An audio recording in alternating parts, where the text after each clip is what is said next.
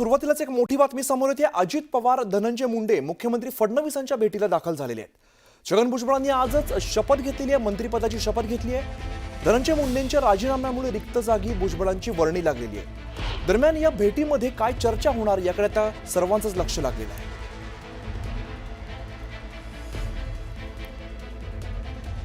तुषार रुपणवार आमचे प्रतिनिधी अधिकची माहिती देत आहेत। तुषार, अजित पवार, धनंजय मुंडे मुख्यमंत्री फडणवीसांच्या भेटीला गेलेले आहेत, काय नेमकी चर्चा सुरू आहे?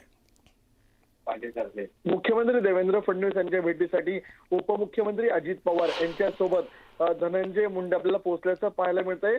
यापूर्वी धनंजय मुंडे यांच्या राजीनाम्याच्या वेळी तीनही नेते आपल्याला एकत्रितपणे चर्चा करताना पाहायला मिळाले होते आणि आता पुन्हा एकदा अजित पवार यांच्यासोबत धनंजय मुंडे आपल्याला मुख्यमंत्री देवेंद्र फडणवीस यांच्यासोबत चर्चा करताना पाहायला मिळत आहेत। कालच आपण जर पाहिलं असेल तर छगन भुजबळ यांची मंत्रिमंडळामध्ये वर्णी लागण्यासंदर्भामध्ये वर्षा निवासस्थानी आपल्याला वेगवान घडामोडी घडताना पाहायला मिळाल्या होत्या आणि आता पुन्हा एकदा धनंजय मुंडे, अजित पवार आणि मुख्यमंत्री देवेंद्र फडणवीस या तीनही प्रमुख नेत्यांमध्ये नेमकी काय चर्चा होते याकडे सर्वांचं लक्ष लागलेलं आहे।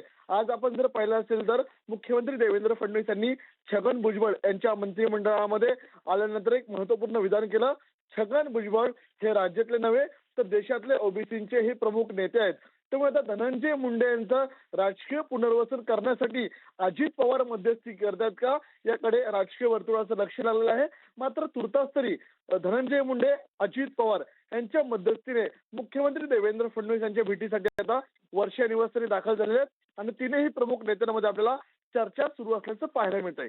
अजिंक्य होते पाहणं सुद्धा महत्त्वाचं असेल। धन्यवाद या सगळ्या सविस्तर माहितीसाठी।